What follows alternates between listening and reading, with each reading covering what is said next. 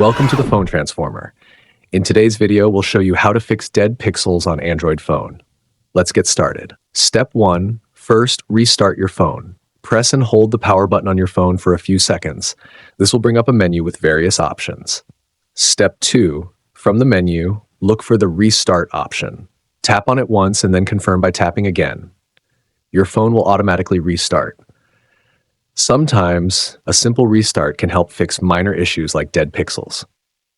Step 3. Once your phone has restarted, open the Settings app from your home screen or app drawer. Step 4.